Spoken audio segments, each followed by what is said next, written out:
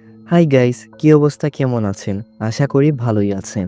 আজকে আমি যে মুভিটা এক্সপ্লেন করব, মুভিটার নাম ভাগিরা। তো চলুন হালকা করে একটা ইন্ট্রো দিয়ে মুভিটা স্টার্ট করি। একটা পশু যখন জঙ্গলে রাজত্ব করে তখন কেউই কোনো প্রশ্ন করে না, কিন্তু যখন সেই পশুটা শহরে নামে তখন শুরু হয় রক্তের খেলা। এটা কোনো সাধারণ হিরোর গল্প না, এটা ভাগিরার গল্প, যেখানে ন্যায় আর অন্যায়ের মাঝখানে দাঁড়িয়ে আছে এক ভয়ঙ্কর রাক্ষস। সে কি খলনায়ক নাকি নির্দোষের রক্ষক? আজ আমরা ব্যাখ্যা করব সেই গল্প, যেখানে প্রতিটা ফ্রেমে লুকিয়ে আছে আগুন, প্রতিশোধ আর রহস্য। ದೇವ್ರು ಯಾವಾಗ್ಲೂ ಬರಲ್ಲ.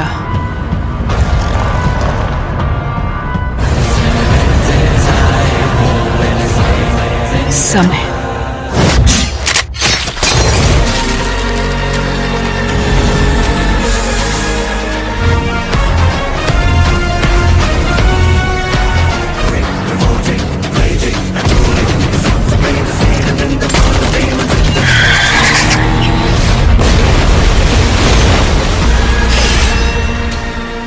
সিনেমার শুরুতেই আমরা ভেদান্ত নামে একটা ছোট বাচ্চাকে দেখতে পাই। সে নিজেকে সুপার হিরো মনে করে। একদিন একটা স্পাইডারম্যানের স্যুট পরে সে একটা বিল্ডিং থেকে লাফ দেয়, এতে করে তার একটা পা ভেঙে যায়। বেদান্তের মা একজন শিক্ষক। খবরটা পেয়ে উনি দৌড়ে হাসপাতালে আসেন। বেদান্ত তার মাকে দেখে মুখ সরিয়ে নেয়। রাতের বেলা বেদান্তের মা আর বেদান্ত কমিক বুক পড়ছিল। তখন বেদান্ত বলে, মা, আমি কি তাদের মতো কখনো সুপার হিরো হতে পারবো না? আমার কাছে কেন তাদের মতো সুপার পাওয়ার নেই? বেদান্তের মা বলেন, দেখো বাবা, তাদের মতো সুপার হিরো শুধু কমিক বুক আর মুভিতেই হয়ে থাকে। রিয়েল লাইফে এরকম কোনো সুপার হিরো হয় না। তখন বেদান্ত বলে, তাহলে কি মা, এই দুনিয়াতে একজনও সুপার হিরো নেই? বেদান্তের মা বলেন, কেন থাকবে না? অনেক অনেক আছে। এই দুনিয়াতে অনেক লোক আছে, তাদের কাছে সুপার পাওয়ার না থাকলেও তারা সব সময় মানুষের ভালোর জন্য কাজ করে যায়। যেমন আমাদের দেশের সৈন্য, ডাক্তার। তোমার বাবার কথাই চিন্তা করো। বেদান্তের বাবা একজন পুলিশ অফিসার, উনার নাম প্রভাকর। উনিও তো একজন সুপার হিরো। বেদান্ত বলে, বাবা আবার সুপার হিরো কিভাবে হলেন? উনি এমন কি করেন? সুরকেই তো শুধু ধরেন। বেদান্তের মা বলেন, হ্যাঁ, উনি উড়তে পারেন না, বুলেট প্রুফ জ্যাকেটও পরেন না, কিন্তু কারো বিপদ হলে উনি নিজের দিকে না তাকিয়ে দৌড়ে তার কাছে চলে যান, কারণ উনি একজন পুলিশ অফিসার। খারাপ লোকদের শাস্তি দেওয়াটাই উনার কাজ। এবার তুমিই বলো, উনি কি সুপার হিরো থেকে কম কিছু? বেদান্তের মা আরও অনেক মোটিভেট করেন বেদান্তকে।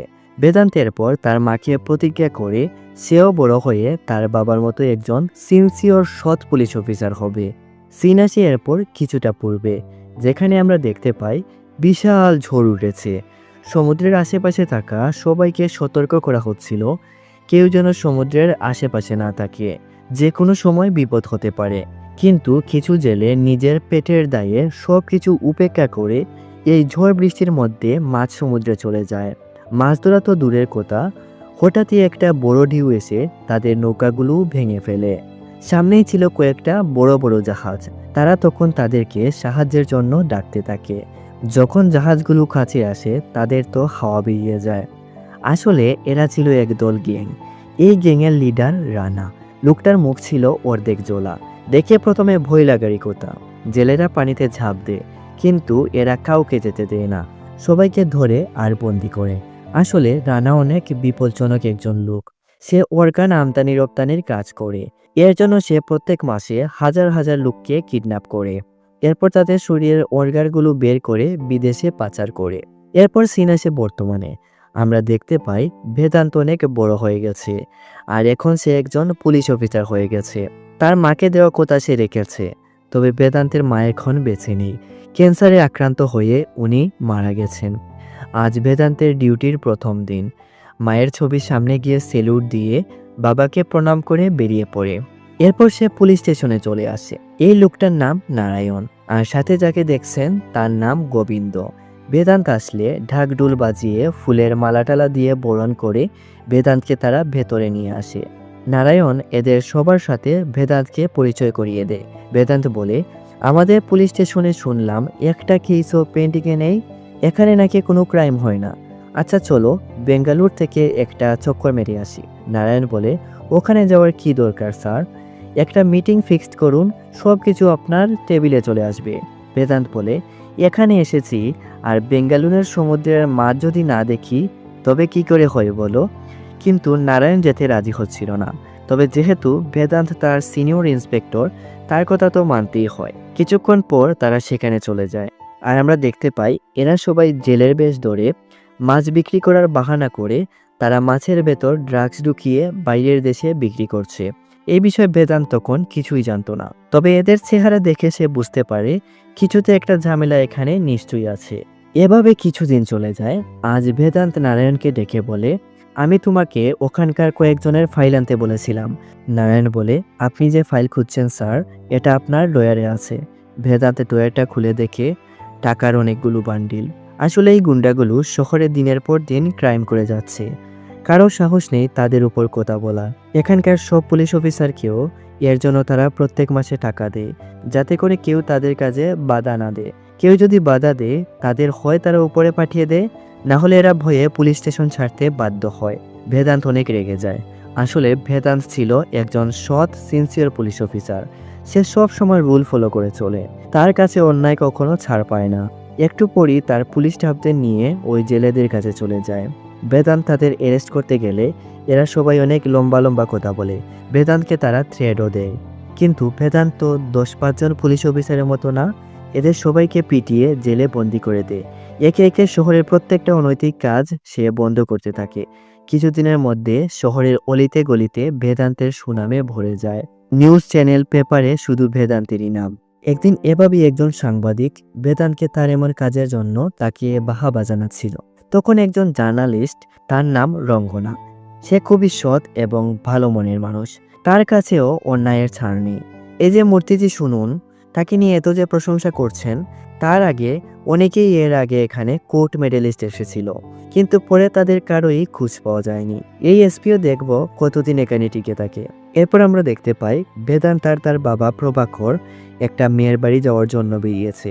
কিছুক্ষণ পর তারা সেখানে পৌঁছে যায়। বেদান্ত এখন বিয়ে টিয়ে করতে চায় না, তার বাবার অনুরোধে আসতে হলো। তবে মেয়েটাকে দেখে সে পুরো ফিদা হয়ে যায়। আর কোনো কথা নেই। মেয়েটার নাম স্নেহা, সে একজন ডাক্তার। কিছুক্ষণ কথা বলার পর প্রভাকর বেদান্তকে বলে, যাও, তোমাদের দুজনের যদি একা কিছু বলার থাকে বলে আসো। তারা দুজন তখন বাইরে চলে আসে। স্নেহা বলে, আমি জানি তোমার মনেও এটাই নিশ্চয়ই প্রশ্ন আসছে, আমি ডাক্তার আর তুমি পুলিশ, সারাটা দিন বাইরে কাজে থাকবো, পরে না আবার এটা নিয়ে কোনো সমস্যা হয়। তবে আমরা তো একটা কাজ করতে পারি, দুজন কয়েকদিন একসঙ্গে সময় কাটাই, যদি ভালো লাগে, সব কিছু ঠিকঠাক থাকে, এরপর না হয় বিয়ে করে ফেলবো।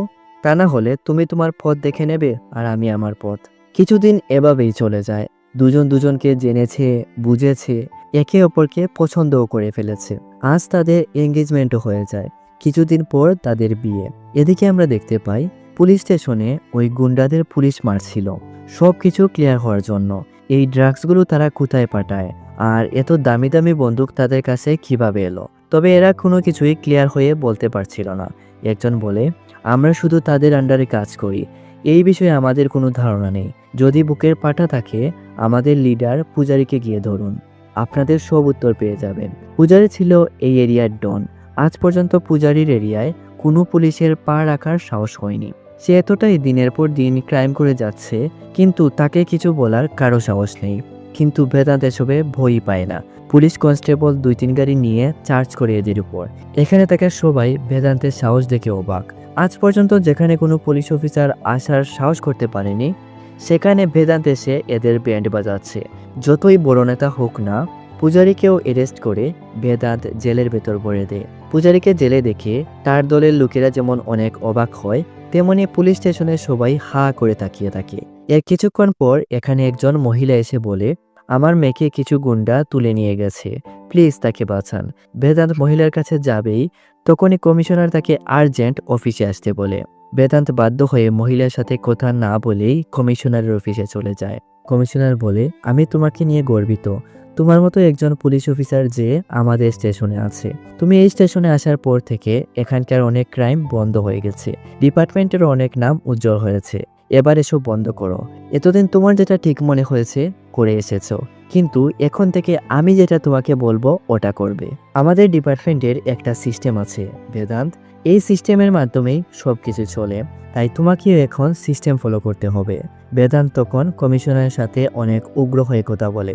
বলাটাই স্বাভাবিক, সে তো আর খারাপ কিছু করছে না, যা করছে এই শহরের ভালোর জন্য, তবুও কমিশনার তাকে বাধা দিচ্ছে। বেদান্ত বলে, আপনার সম্পর্কে বাবা যখন আমাকে বলতেন তখন অনেক গর্ব করতাম, কিন্তু এখন যদি আপনার এই রূপ বাবা জানতে পারেন, তখনই এখানে প্রভাকর আছে। তুই উনার সাথে এরকম কথা বলছিস কেন? তোর যে চাকরি হয়েছে সেটা উনার জন্যই হয়েছে। তোর কাছে মনে হতে পারে তোর গোল্ড মেডেলের জন্য হয়েছে। ঘন্টা, যেখানে এই এরিয়াতে 2 লক্ষ টাকা দিলেও কেউ চাকরি পায় না, সেখানে উনি তোকে 85 লক্ষ টাকা দিয়ে চাকরিটা দিয়েছেন। বেদান্ত বলে, বাবা তুমিও তাহলে ঘুষ খাও? আমি তোমাকে আমার হিরো ভাবতাম বাবা। প্রভাকর বলে, হ্যাঁ, 100-200 টাকা নিলে কি এমন ভুল করেছি? সিস্টেম এরকমই কাজ করে। ডিপার্টমেন্টে যদি থাকতে হয় এরকমই চলতে হয়। তুই যখন ছোট ছিলি তোর প্রত্যেকটা ইচ্ছা আমি পূরণ করেছি। সেটা কিভাবে হয়েছে? ওই ঘুষের টাকা দিয়েই তো। মাসে যে স্যালারি পাই এই টাকা দিয়ে তোকে কি আমি এতটা খুশি করতে পারতাম? তোর মায়ের যে ক্যান্সার ছিল 25 বছর কি এমনি এমনি বেঁচে ছিল? যদি ঘুষ না নিতাম তাকে কি এতদিন বাঁচিয়ে রাখতে পারতাম?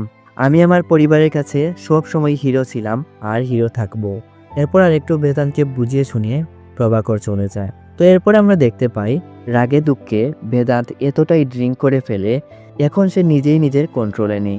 পরের দিন পুলিশ স্টেশনে ওই মহিলা তার মেয়েকে নিয়ে আসে, কারণ তার মেয়েকে পূজারীর লোক র্যাপ করেছে। যদিও এর আগেও একবার সে পুলিশ স্টেশনে এসেছিল, মনে আছে নিশ্চয়ই? আগেও কিছু করেনি। এখনও এত বড় একটা ঘটনা ঘটার পরও কেউই পূজারীর উপর অ্যাকশন নিতে রাজি হচ্ছিল না, এমনকি রিপোর্ট পর্যন্ত লিখে না। বেদান্ত তখন অফিসে ছিল। তার অবস্থা দেখে নিশ্চয়ই বুঝতে পারছেন সে কিরকম অবস্থায় আছে। বসে বসে দেখছিল, সেও আজ কিছু করে না। মেয়েটা তখন তার শরীরে পেট্রোল ঢেলে আগুন ধরিয়ে দেয়। বেদান্ত তার অফিস থেকে আসতে আসতে সব শেষ হয়ে গেছে। বেদান্ত কিছু করতে পারছে না দেখে তার কষ্টে বুক ফেটে যাচ্ছে। একটা টাকার বান্ডিল নারায়ণের হাতে দিয়ে বলে, বয়ফ্রেন্ড ছেড়ে যাওয়ায় সুইসাইড করেছে, এটা লিখে কেস ক্লোজ করে দাও। ওই দিন গভীর রাতেই আমরা দেখতে পাই বেদান্ত ওই গুন্ডাদের উপর হামলা করে, আর খুবই খারাপভাবে প্রত্যেকটা গুন্ডাকে মারে। এতটাই খারাপভাবে মারে, পরের দিন পুলিশ এসে এদের কার কোন বডি এটাই চিনতে পারছিল না। এরপর থেকে সবার চোখে বেদান্ত খারাপ হতে শুরু করে। আগের মতো সে আর গুন্ডাদের ধরে জেলে বন্দি করে না, কোনো ক্রাইম হলে সে কাউকে থামায় না। এতে করে শহরে আবার বিশৃঙ্খলা শুরু হয়। এদিকে যারা ক্রাইম করে পুলিশ যাতে কিছু না করে এর জন্য তারা পুলিশকে এনে টাকা দেয়। বেদান্ত যেহেতু এসপি ছিল তার কাছেই সব টাকা আসতো। এতে করে বেদান্ত তার পুলিশ ডিপার্টমেন্ট আর পাবলিকের চোখে ঘুষ খায় বলে খারাপ নজরে পড়লেও সে তার ন্যায়ের কাজ থেকে 1 ইঞ্চিও লড়েনি। পুলিশ হয়ে ন্যায় কাজ করতে না পারলেও সে থেমে থাকে না। আড়াল থেকে সে তার কাজ চালিয়ে যেতে থাকে। কেউ যাতে তাকে চিনতে না পারে এর জন্য সে একটা মাস্ক পরে, আর প্রত্যেকদিন রাতে যারাই ক্রাইম করে এসে তাকে টাকা দিত তাদের ডিটেলস রেখে দিত, আর গভীর রাতে তাদেরকে গিয়ে মেরে ফেলতো। রাতারাতি এটা ভাইরাল হয়ে যায়, আর বেদান্তের নতুন নাম হয় ভাগীরা। সাধারণ মানুষের তাকে নিয়ে প্রশংসার কমতি নেই। হ্যাঁ, ভাগীরা মানুষ মারছে, কিন্তু এদের যাদেরকেই মারছে সব কটা তো খারাপ লোক। প্রশাসন যেটা করতে পারছে না এটা ভাগীরা করছে। এভাবেই দিন যেতে থাকে, আর বেদান্ত আড়াল থেকে শহরের ময়লা পরিষ্কার করতে থাকে। একদিন নারায়ণ বেদান্তকে এসে বলে, স্যার, আজ আমার ছেলের জন্মদিন, তাই পার্টি রেখেছি, আপনি আসবেন কিন্তু। তো রাতের বেলা যখন বেদান্ত নারায়ণের বাড়ি যায় তখন দেখে কোথায় পার্টি। নারায়ণকে ডেকে জিজ্ঞেস করে, তুমি না বললে তোমার ছেলের আজ জন্মদিনের পার্টি? তখন নারায়ণ বলে, থাকবে না কেন, আছে তো, শুধু আপনার জন্য। এরপর যখন বেদান্ত নারায়ণের ছেলেকে দেখে তখন সে অনেকটাই ইমোশনাল হয়ে পড়ে। বেদান্ত বলে, নারায়ণ, আপনি শুধু আমাকে এই পার্টির জন্য বললেন, বুঝতে পারলাম না। আসলে নারায়ণ বুঝতে পারে বেদান্ত যে সাধারণ কোনো লোক না। এখন সে পুলিশ হয়ে যেটা করতে পারছে না সেটা ভাগীরা হয়ে করছে। দুজন ড্রিঙ্ক করতে করতে নারায়ণ বলে, আমার স্ত্রী ডেলিভারির দিনই আমাদের ছেড়ে চলে যায়। আমার পাপের বোঝা আমার ছেলে এখন বহন করছে। আমি মনে করেছিলাম আমার মতো পুলিশ অফিসারের বাচ্চা আমার ছেলের মতোই হবে, কিন্তু না, কারো কারো ঘরে ভালো বাচ্চারও জন্ম হয়। এরপর সে বেদান্তকে একটা সেলুট দেয়। এরপর সেও বেদান্তকে ওই গুন্ডাদের শাস্তি দিতে খুঁজে খুঁজে তাদের ডিটেলস বের করে বেদান্তকে এনে দেয়, আর বেদান্ত এদের একে একে মারতে থাকে। এভাবেই কিছুদিন চলে যায়। একদিন স্নেহা বেদান্তের বাড়ি আসে, কারণ বেদান্ত কিছুদিন ধরে না তার ফোন রিসিভ করছে না মেসেজে রিপ্লাই দিচ্ছে। বেদান্ত এসে যখন স্নেহাকে তার বাড়িতে দেখে তখন বলে, তুমি এখান থেকে চলে যাও, তোমাকে আমার পছন্দ না। তুমিই তো বলেছিলে একসঙ্গে কিছুদিন সময় কাটাই, যদি ভালো লাগে তো বিয়ে, না হলে যে যার মতো করে পথ দেখে নেব। এবার তুমি তোমার পথ দেখো। স্নেহা অনেক আশা নিয়ে এসেছিল, কতদিন ধরে বেদান্তের সাথে কথা বলেনি, দুটো কথা বলতো। কথা বলা তো দূরের কথা, বেদান্তের মুখে এরকম কথা শুনে সে বেদান্তকে ছেড়ে চলে যায়। বেদান্তের কষ্টে বুক ফেটে যাচ্ছিল, কিন্তু তবুও স্নেহাকে আটকায় না। আসলে সে স্নেহাকে বিপদে ফেলতে চায় না, সে চায় না তার কারণে স্নেহার কিছু হোক। সে এখন ভাগিরা হয়ে যে কাজটা করছে, এতে করে তার জীবনের অনেক রিস্ক আছে, যে কোনো সময় তার বিপদ হতে পারে। তাই বুকে কষ্ট চেপে রেখে সে স্নেহাকে তার কাছ থেকে সরিয়ে দেয়। এদিকে রঙ্গনা বুঝতে পেরেছিল পূজারীকে পুলিশ বেশি দিন আটকে রাখতে পারবে না, এরকম কিছু হবেই। তাই পূজারীকে যখন জেল থেকে ছেড়ে দেওয়া হয়, রঙ্গনা তখন পূজারীর ক্রাইম নিয়ে একটা আর্টিকেল লিখে পত্রিকায় ছাপা করে। এখানেই কাজ করত পূজারীর একজন লোক, সে বিষয়টা পূজারীকে জানিয়ে দেয়। পূজারী রাতের বেলা রঙ্গনার বাড়িতে একজন পুলিশ অফিসারকে সাথে করে নিয়ে আসে। নামটা মনে রাখবেন, সিদ্ধি। আর রঙ্গনাকে খুবই খারাপভাবে মারে। যখন এটা বেদান্ত জানতে পারে, সে রাতের বেলা ভাগিরা সেজে সিদ্ধি আর পূজারীকে মেরে ফেলে। সিদ্ধি ছিল সিবিআই এর ছেলে। বিষয়টা তো এবার একটু বড় হয়ে যায়। যতই হোক সিদ্ধি ভুল করতে পারে, তবে সে তো 8-10 জন লোকের মতো না, সে একজন সিবিআই এর ছেলে। যতই খারাপ হোক, একজন বাবা কি কখনো তার ছেলের বিপক্ষে কথা বলবে? হাতে গোনা 2-1 জন ছাড়া? হ্যাঁ, এটাই হয়। সিবিআই এর অনেক ক্লোজ একজন মানুষ ছিল গুরু। সে একজন আইএসপি। ছোটবেলায় যতটা আদর সিদ্ধি তার বাবার কাছ থেকে পেয়েছিল, এর থেকে অনেক বেশি আদর পেয়েছে গুরুর কাছ থেকে। গুরুর হাত ধরেই সে বড় হয়েছে। তো এরা এদিকে ভাগিরাকে খুঁজতে শুরু করে। দেশের টপ পুলিশ অফিসার সিবিআইকে নিয়ে মিটিং করা হয়। এরপর গুরু তার লোকদের নিয়ে চারদিকে ভাগিরাকে খুঁজতে শুরু করে। কিন্তু যতই হোক, ভাগিরা যাদেরকে মেরেছে সব কটাই তো ক্রিমিনাল ছিল। তাই সাধারণ মানুষের কাছে তারা যখন গিয়ে জিজ্ঞেস করে, উল্টো তারাই তাদেরকে ক্রিমিনাল বলে সন্দেহ করে বসে। তবুও গুরু পুলিশের সাহায্য নিতে চাচ্ছিল না। কেন জানি পুলিশের উপর সে আশ্বাস রাখতে পারছিল না। ওদিকে হঠাৎ করে 2-3 দিন ধরে শুধু লোক নিখোঁজ হতে থাকে। প্রত্যেকটা স্টেশনে এতটাই কমপ্লেন আসতে থাকে, যেটা গত 3 বছরেও হয়নি। 3 দিনে 87 জন লোক গায়েব। সবার ফোনের লোকেশন পুলিশ তখন ট্রেস করে, কিন্তু কারো ফোনেরই তারা লোকেশন পায় না। ভাগ্যক্রমে একটা ফোনের লোকেশন তারা পায়, যেটা ছিল কুট্টান নামে একজন লোকের। তার সম্বন্ধে একটু পরেই বলছি। নারায়ণ বলে, এখানে কোনো পুলিশ যেতে পারবে না স্যার।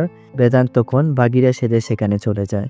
তবে এরা সংখ্যায় বেশি থাকায় বেদান্ত তাদের সাথে পেরে উঠতে পারছিল না। চারদিক দিয়ে বেদান্তকে কুট্টানের লোকেরা ঘিরে ফেলে আর অনবরত গুলি করতে থাকে। একটা সময় বেদান্তের বুকে একটা গুলি লেগে যায়। তাই সে বাধ্য হয়ে নিজের প্রাণ বাঁচাতে সমুদ্রে ঝাঁপ দেয় আর কোনোভাবে স্নেহার কাছে আসে। স্নেহা বেদান্তের এমন অবস্থা দেখে সবকিছু ভুলে তার ট্রিটমেন্ট করে। কিছুক্ষণ পর যখন বেদান্তের জ্ঞান আসে, তাড়াতাড়ি করে এখান থেকে বেরোনোর চেষ্টা করে, কারণ তাকে ওই লোকদের বাঁচাতে হবে। কিন্তু সে তার মাস্কটা খুঁজে পাচ্ছিল না। সবকিছু তন্ন তন্ন করে খুঁজে, কিন্তু পায় না। বিষয়টা বুঝতে পেরে স্নেহা মাস্কটা এনে দেয়। তোমার এখন রেস্ট নেওয়া দরকার। কিন্তু বেদান্ত স্নেহার কোনো কথাই শুনে না, সে বেরিয়ে পড়ে। স্নেহা এবার বুঝতে পারে কেন বেদান্ত তাকে দূরে সরিয়ে দিতে চায়। মান অভিমান ভেঙে সে আবার এঙ্গেজমেন্টের আংটিটা আঙুলে পরে নেয়। এরপর বেদান্ত কুট্টানের বাড়ি চলে যায়।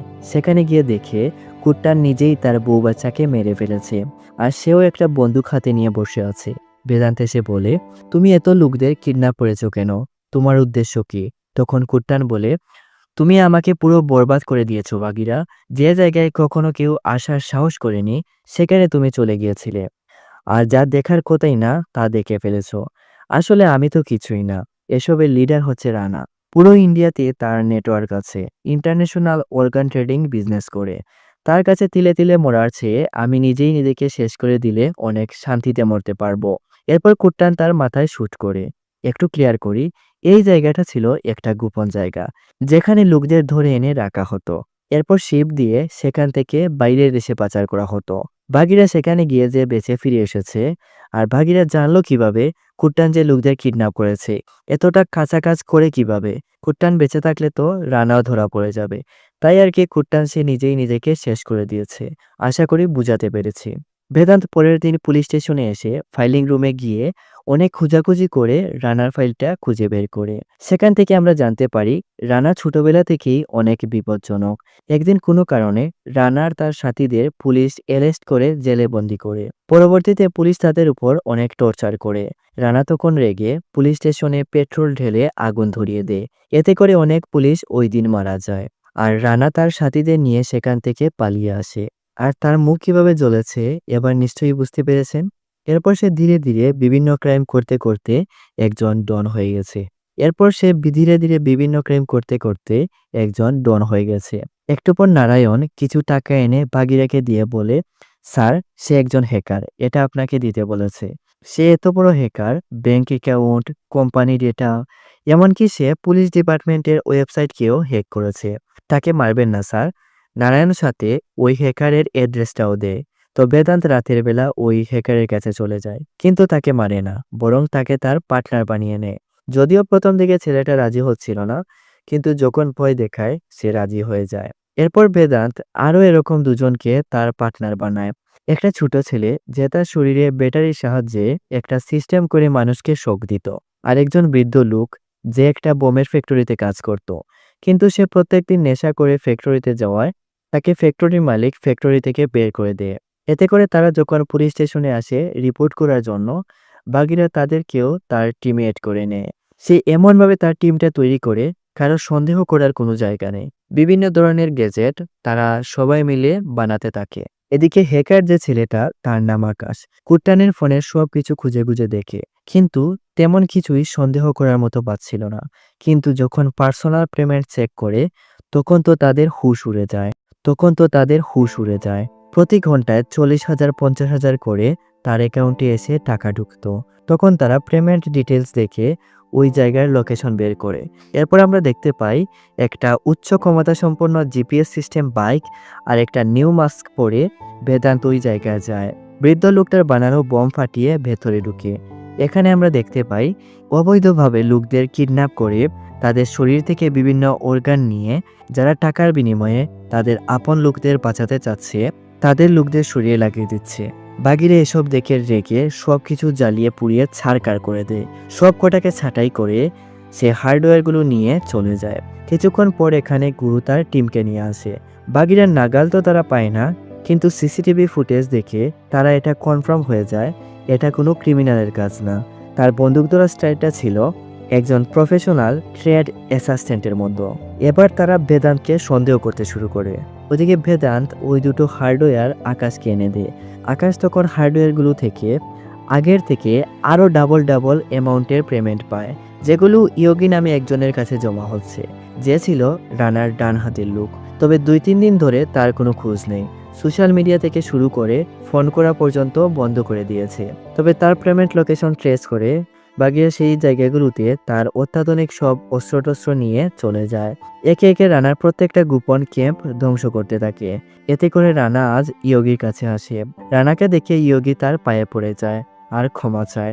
রানা তাকে বলে, তুই অনেক ভালো কাজ করিস, তোর মতো যতক্ষণ কাউকে না পাচ্ছি তুই সেফ। ওই ভাগিরাকে আমি দেখছি। 2000 লোকের কনসাইনমেন্ট ইমিডিয়েটলি শ্রীলঙ্কা পাঠাতে হবে। এই কাজটা তোকে করতে হবে। তবে মনে রাখিস, এবার কোনো ভুল হলে তুই কিন্তু বাঁচতে পারবি না। এরপর সে ইয়োগীকে জিজ্ঞেস করে, একটা কথা বলতো, সবার আগে তো ভাগিরা তোকে মারার কথা। ইয়োগী বলে, যেদিন থেকে অ্যাটাক শুরু হয়েছে ওই দিন থেকেই আমি আন্ডারগ্রাউন্ড হয়ে গেছি ভাই। ফোন টোন সব সুইচ অফ করে দিয়েছি। রানা বলে, খুব ভালো কাজ করেছিস, এবার ফোন অন কর। ইয়োগী যদিও ফোনটা অন করতে রাজি হচ্ছিল না, কিন্তু ভয়ে ফোনটা অন করে।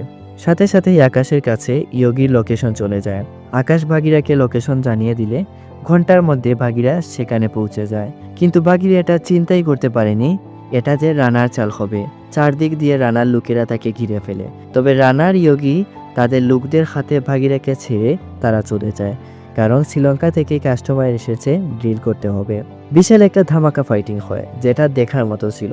তবে বেদান্তকে তারা কেউ মারতে পারে না, উল্টো বেদান্তি রানা সব লোকদের মেরে ফেলে। মারতে পারবে নাই বা কেন? কত ধরনের যে গেজেট নিয়ে গেছে তা আপনার চিন্তার বাইরে। একটা সময় এরা যখন সবাই বেদান্তকে ধরেই ফেলে, বেদান্ত তখন ওই ছোট ছেলেটার বানানো গেজেট দিয়ে এদের সবাইকে হাই ভোল্টেজ শক দেয় আর সেখান থেকে চলে আসে। এরপর সে স্নেহার কাছে আসে। আর স্নেহাকে দিয়ে ট্রিটমেন্ট করায়। স্নেহাকে সে যতই ইনসাল্ট করে না, যতই দূরে সরিয়ে দেওয়ার চেষ্টা করে না, স্নেহা বেদান্তকে ছেড়ে যায় না, বারবার তার কাছে চলে আসে। আজ বেদান্তের এমন অবস্থা দেখে স্নেহা কান্না করতে শুরু করে। বেদান্ত বলে, এর জন্যই তোমাকে বলেছি আমার সাথে তোমার জীবন কাটানো বেকার। আজ আঘাত নিয়ে এসেছি, কাল লাশ হয়ে আসতে পারি। আমাকে বিয়ে করে তোমার কি লাভ হবে? স্নেহা বলে, যে মানুষ নিজের পরিবারের কথা চিন্তা করে না, চিন্তা করে এই দেশের মানুষের কথা, তার একদিন যদি স্ত্রী হতে পারি আমি নিজেকে ভাগ্যবান মনে করব। আর রইল বাকি জীবন, সেটা বিধবা হয়েই না হয় খুশিতে কাটিয়ে নেব। বেদান্ত স্নেহাকে জড়িয়ে ধরে। এরপর তারা দুজন, বুঝতেই তো পারছেন। বেদান্ত বলে, আমার কারণে তোমার যদি কিছু হয়ে যায়? স্নেহা বলে, একদিনের জন্যই যে তোমার স্ত্রী হতে পেরেছি এটাই অনেক। এখন যদি আমার কিছু হয়ে যায় আর আফসোস করার কিছুই থাকবে না। এদিকে গুরু তার টিমকে নিয়ে বেদান্তকে খুঁজেই যাচ্ছে, কিন্তু ভাগিরার কোনো ইনফরমেশনের নাগালি পায় না। তাই আজ বাধ্য হয়ে তার একজন লোককে বেদান্তের স্টেশনে পাঠিয়ে একজন বুকা কনস্টেবলকে নিয়ে আসতে বলে। লোকটা তখন গোবিন্দকে নিয়ে আসে। গুরু তাকে প্রমোশনের লোভ দেখিয়ে তার কাছ থেকে বেদান্তের পুলিশ স্টেশনের সকল ইন্সপেক্টরের ডিটেলস নেয়, কিন্তু সব কটা ছিল ঘুষখোর, একমাত্র বেদান্ত ছাড়া। একটা মেয়ের রেপ কেসের পর যখন কমিশনার তাকে ওয়ার্নিং দেন, এরপর থেকে সেও 8-10 জন পুলিশের মতো হয়ে গেছে। এখন গুরুর কাছে সব কিছু ক্লিয়ার হতে শুরু করে। ওই মেয়েটা যেদিন মরেছিল ওই দিন থেকে বাগিরা তার তাণ্ডব শুরু করেছিল। ওই মেয়েটা যেদিন মরেছিল ওই দিন থেকে বাগিরা তার তাণ্ডব শুরু করে। যেখানেই ক্রাইম হয়েছে রাতে ভাগিরা ওখানে হামলা করেছে। সে তখন পুরোপুরি ক্লিয়ার হওয়ার জন্য বেদান্তের ট্রেনিংয়ের একটা ছবির সাথে মাস্কটাও বেদান্তের মুখে ফিক্সড হয়ে যায়। গুরু কনফার্ম হয়ে যায় বেদান্তি যে ভাগিরা। এখানেই রানার একজন লোক ছিল, আর সে সব কিছু ভিডিও কল দিয়ে ইয়োগিকে দেখিয়ে দেয়। ইয়োগি তখন ভিডিওটা রানাকে দেখায়। ইয়োগি এরপর তার ফোনের লোকেশন অন করে।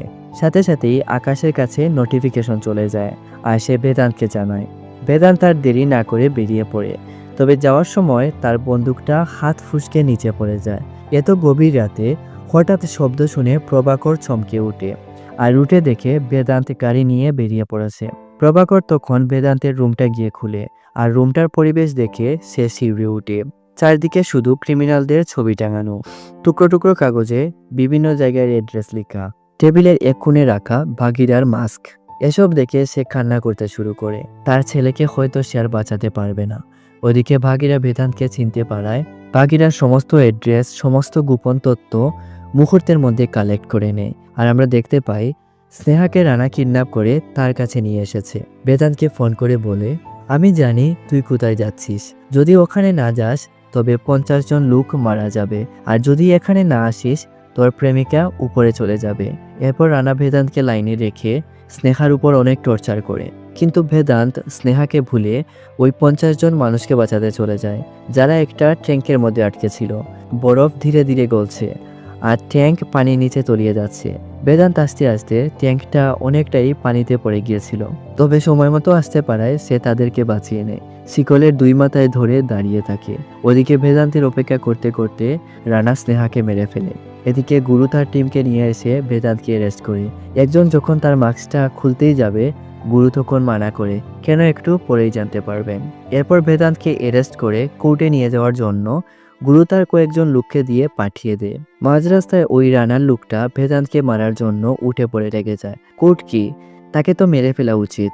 এত মানুষকে মেরেছে, তার আর এই পৃথিবীতে বাঁচার কোনো অধিকার নেই। এরপর বেদান্তকে গাড়ি থেকে নামিয়ে যখন শ্যুট করতেই যাবে, তখনই আমরা দেখতে পাই তাকেই আর একজন লোক শ্যুট করে মেরে ফেলে। আসলে গুরু ওই দিন বুঝতে পেরেছিল সে যে রানার লোক, তাই সে তার একজন লোককে বলেছে তাকে শ্যুট করে মেরে ফেলতে। গুরু বুঝতে পারে বেদান্ত যা করছে তাই শহরের মানুষের ভালোর জন্যই করছে, তার জন্যই মানুষ এখন শান্তিতে শ্বাস নিতে পারছে। বেদান্ত তার দিক থেকে পুরো ঠিক আছে। আর এটাও বুঝতে পারে সিদ্দিককে বেদান্ত যে মেরেছে এমনি এমনি মানেনি, তার অনৈতিক কাজের জন্যই তাকে মেরেছে। এরপর সে বেদান্তকে ফোন করে বলে, রানা 2000 লোককে একটা ট্রেনে করে অমুক জায়গায় নিয়ে যাচ্ছে। পুলিশ, সিবিআই, এসপি কিছুই করতে পারবে না। এখন কি করতে হবে তুমি নিশ্চয়ই বুঝতে পারছো। তো এর কিছুক্ষণ পর আমরা দেখতে পাই ভাগিরা সেখানে চলে যায়। এখানেও একটা ধামাকা ফাইটিং হয়। শেষে বেদান্তি এদের সবাইকে মেরে ফেলে, তবে সেটা সম্ভব হয়েছে শুধুমাত্র তার অত্যাধুনিক বিভিন্ন গেজেট থাকায়। আর বেদান্তের পরিচয়টা গোপনই থাকে, অন্যায় দেখলেই সে ঝাঁপিয়ে পড়ে। আর এই মুভিটা এখানেই শেষ হয়ে যায়। তো মুভিটা সম্পর্কে আপনার কোনো মতামত থাকলে অবশ্যই কমেন্ট করে জানাবেন। আর চ্যানেলে নতুন হয়ে থাকলে সাবস্ক্রাইব করে পাশে থাকবেন। তো দেখা হচ্ছে নতুন কোনো ভিডিওর সাথে। ততক্ষণ পর্যন্ত নিজেদের খেয়াল রাখবেন, সুস্থ থাকবেন। ধন্যবাদ।